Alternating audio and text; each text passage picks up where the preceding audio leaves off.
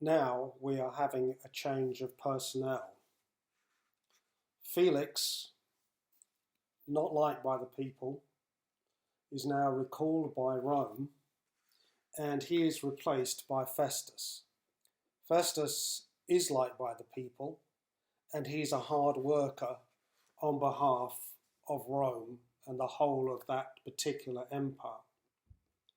So as Felix is sent away in disgrace and to face the accusations himself of how he had behaved in Rome, no doubt he would have carried with him his dealings with Paul. Who knows what God can put in to another person's life, even when we don't fully understand it. Festus arrives in Caesarea, and within a few days he's down in Jerusalem. He's moving out from the centre of his power, and he goes to Jerusalem.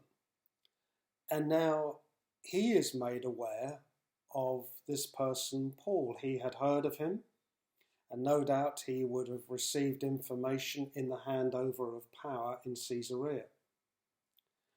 And when he comes back, he would like to do those in Jerusalem a favour. He wants to do what a good politician would do, ingratiate himself in a positive way. This is not said negatively.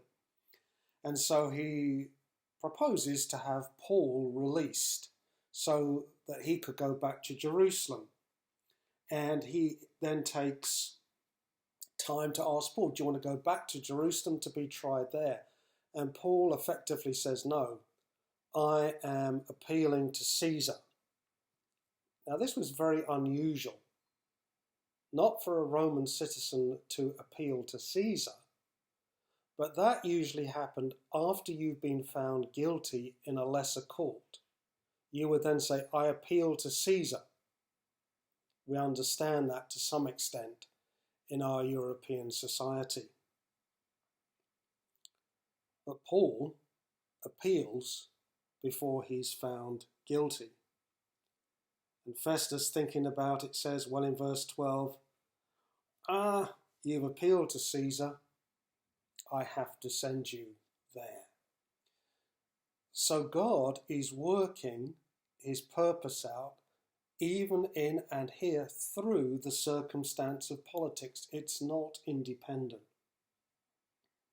Some more days passed, and Agrippa and his sister arrive in Caesarea to welcome Festus. This is the local king, as it were. You can look at his heritage. It's not a happy one. But now Agrippa is coming to say welcome to Festus into his province. And they get on quite well, and they discuss the case of Paul. But nobody's been able to pin down the charges that have been brought on Paul. They don't know what to do. And Agrippa says to Festus, I'd like to hear.